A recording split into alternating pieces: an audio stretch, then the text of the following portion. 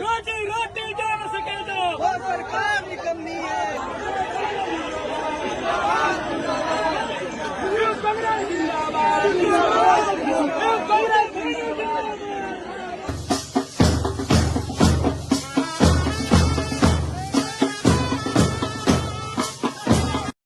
मजदूरों के साथ, छात्र नौजवानों के साथ रोजगार का कोई अवसर नहीं, शिक्षण संस्थाएं प्रायः समाप्त, कॉलेज में शिक्षक नहीं, स्कूल में शिक्षक नहीं, अस्पताल में डॉक्टर नहीं, उसके खिलाफ हम लोग का जो यूथ विंग है और छात्र विंग है, दोनों ने पदयात्रा का शुरुआत किया है कि पलायन रोको और नौकरी दो, रोजगार दो।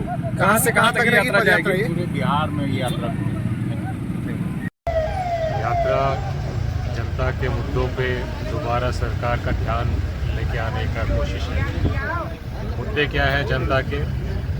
रोजगार, भर्ती, पेपर लीक, महंगाई, शिक्षा, स्वास्थ्य, भ्रष्टाचार। इन सब पे बात नहीं होती, इन सब पे चर्चा नहीं होती है, इधर उधर की बातें ज़्यादा होती हैं। तो यात्रा के द्वारा जनता के मुद्दों पे जनता की आवाज़ बनकर सरकार के सामने सवाल खड़ा करने की कोशिश है। कहाँ से कहाँ तक ये यात्रा जाएगी? बता देंगे।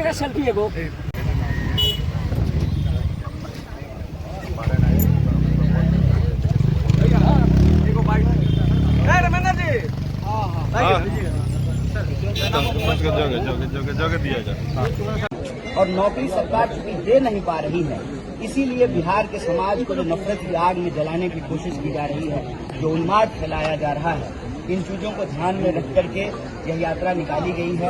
इस यात्रा का उद्देश्य बिल्कुल साफ है, सबको शिक्षा, सबको काम, हर बिहारी को बराबर का आत्म सम्मान, हिंदू हो या मुसलमान, सबको मिले बराबर का आत्म सम्मान।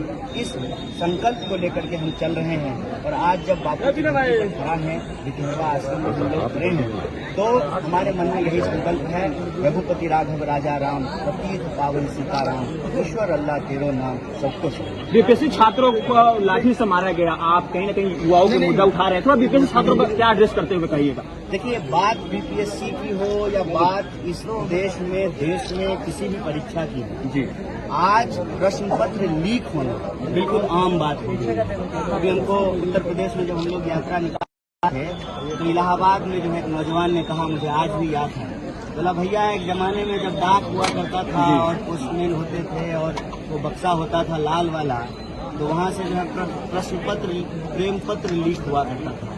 जितना जो है लव लेटर लीक नहीं होता है, उतना क्वेश्चन पेपर लीक हो रहा है।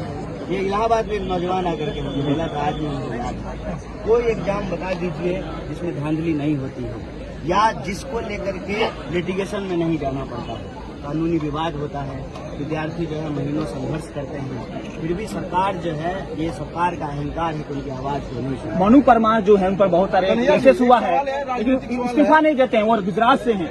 मनु परमार, एक सवाल है, बिहार में चुनाव होने वाले हैं और कितनी सीटों पर बिहार में ये चुनाव लड़ेगी कांग्रेस, पूरी मजबूती के साथ इस यात्रा का उद्देश्य है कि सबको सीट मिले, नौकरी मिले। किसको सीट मिलेगा विधानसभा में और लोकसभा में, उसके लिए यात्रा नहीं।